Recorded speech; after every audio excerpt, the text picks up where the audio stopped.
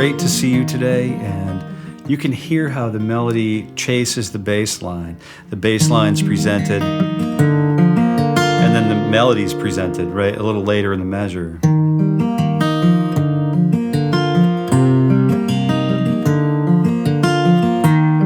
We're going to work on that today. We're going to cover all of the chords for the song, the finger-picking pattern for the song, and for this Fleetwood Mac version. And if you stick around toward the end of the session, we're going to talk about some picking approaches similar to what the Dixie Chicks would use in a more sort of bluegrassy, if you will, variation. It's a great song, so stick around. Let's get started now. We're starting with a C chord, and we're starting with a very slow representation of the right hand pattern. Take a look at what my thumb is doing. I'm working on getting my fingernails grown a little bit so that we can articulate some picking sequencing or picking tone and timbre that we wouldn't be able to do otherwise. And I forget because it's been a while, but you could, if you wanted to, grow your fingertips a little bit just to add a little bit of that extra feel and that tone to your fingerstyle technique. The fingerstyle that I'm using here is with a positive bend in the thumb. Sometimes you'll see us with the thumb broken here with a negative arch in the thumb, but we want a positive arch in the thumb, which leads us to a different sort of addressing of the strings. Not a big deal, but you could take a look at this right hand pattern if you want. I'm going to walk through it very slowly, and it's 1, 2, and 3, and 4. That's it. 4-beat pattern for basically the whole song.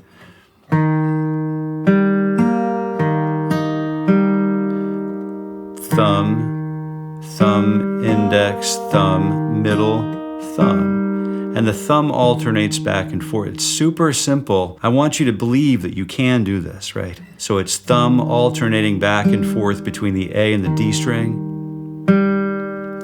And the index and middle fingers remain sort of fastened to the G and the B string. So we don't have to think about where those fingers are going. Just tracking the thumb is plenty enough for this session. Just doing this for it could be 5 minutes a day, it could be 15 minutes a day, but dialing in this feel, that thumb it can be a deal breaker for some of us. I have to let you know, I have to disclaim that sometimes this is too much for some of us, but you can just keep finger picking through this just with repetition. If you're stubborn enough like me, and a lot of the people in my circles, we're pretty stubborn, we stick to it and we can do it. So thumb and alternating back and forth between the A and the D strings.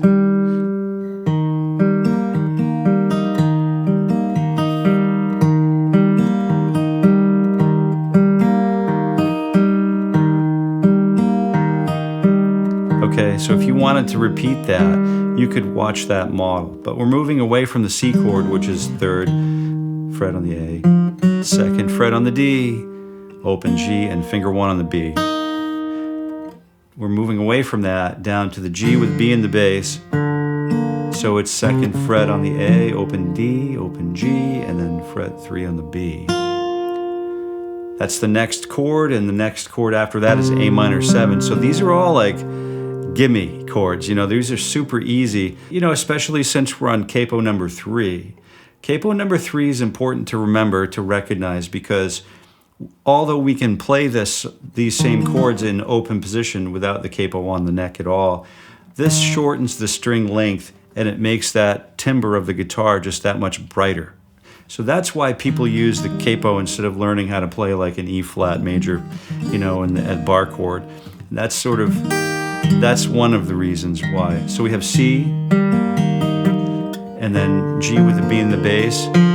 Same finger picking pattern, so the right hand doesn't change, to A minor, which is open 2, open 1. And then we crawl or climb back up. Some days it does feel like we're crawling back up for sure. And then back up to the C. But we talked a little bit about how to highlight the bass note and the melody, both in the same measure, so we don't lose the value of either one, right?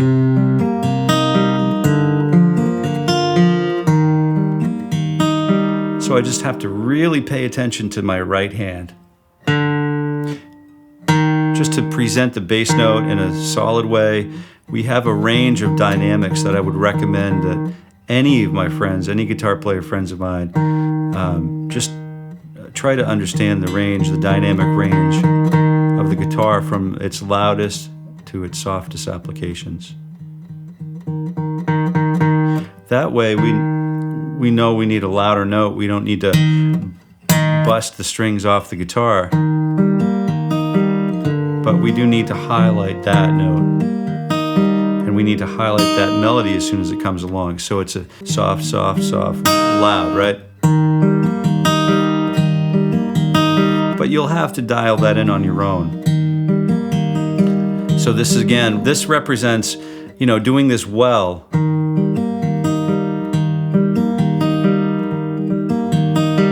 Just so you're not surprised, could represent a week worth of 15 or 20 minutes a day, just getting that better, just dialing that in. So we go back and forth between the verse and then the chorus, which is coming up right here. With this, first time we hear the D chord, the D7 with the F sharp in the bass.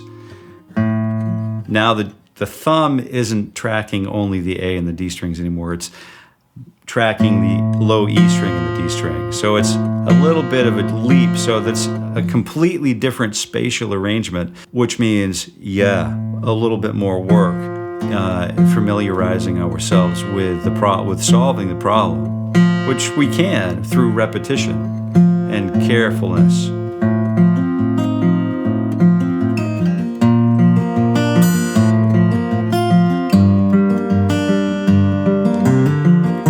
Got to talk about that lead into the C. And so we'll start with the D7 over F sharp. So we're watching the thumb, basically doing the right hand pattern as it was, only we're adding a larger string skip between the two bass notes, the alternating bass notes. So we're just playing the G chord in case we hit the wrong string or whatever.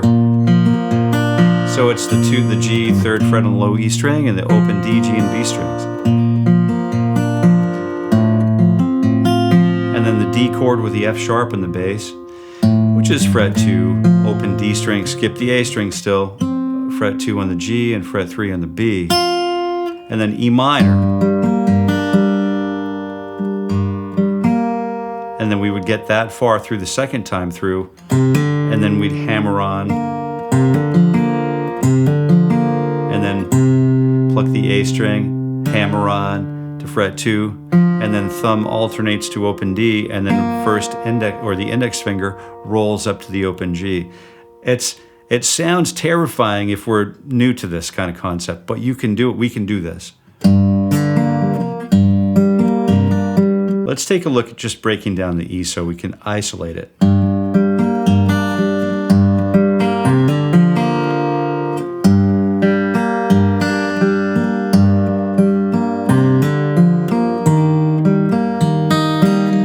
Then we walk back down from C to B, G with B in the bass to A minor 7. Then we head back to the D7 with the F sharp in the bass, which leads to the G.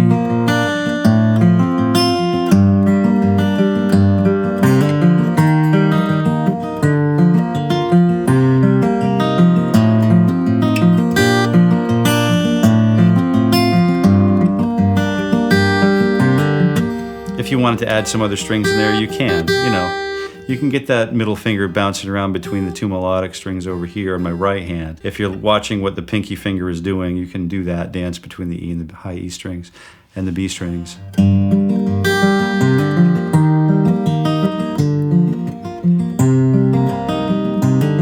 Then we head back to the verse,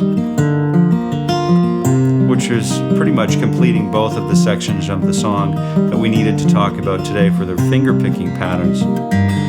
But now I'm going to grab a pick. If you're sticking around for this, this is where it kind of gets cool, because we could just litter this up with a whole bunch of strummy stuff, but if you wanted to keep this super clean, like in parallel with the way that we were doing our super clean work with the finger styling, this is kind of what we're looking at here. C, and then G with the B and the bass, and then we're just playing the bass note and then the chord stab, right? No chucks, or no, what do you call them? No palm muting or anything like that, just the old boom chick. Super clean. And the goal here, or the competition here, is to see how cleanly we can play this strumming pattern. So if I keep playing the bass note every time, it's great, sounds good, but there's no ringing of the bass note. So there's bass note here and then chord strum. Bass note is separated from the chord strum each time.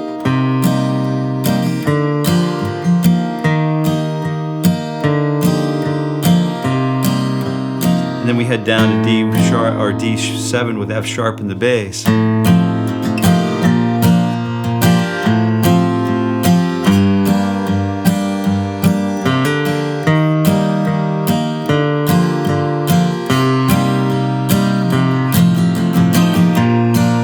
And then once in a while we can add a little bit of that mashing the potatoes.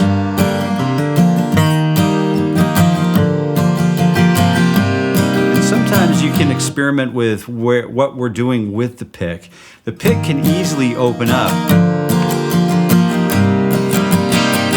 If we get a little closer to the bridge of the guitar, get a little brighter sound, that can introduce a new section or bring our dynamics down while still maintaining that crispness of the guitar. So I would leave this song up to you to develop further. This is such a great opportunity for the right hand, both as a finger stylist or finger picker, if you will, and as a plectrum player or a pick player. If you have questions about things that relate directly to this lesson, or other things that you'd like to ask to see in an upcoming video, please feel free to do that in the comments below. We definitely are paying careful attention to those, whether it's constructive criticisms or thanks for doing this, or, geez, could you do it this way? What happens if you did it backwards with both hands tied behind your back and your tongue twisted? If you have any questions at all, just let us know, and we're definitely paying attention.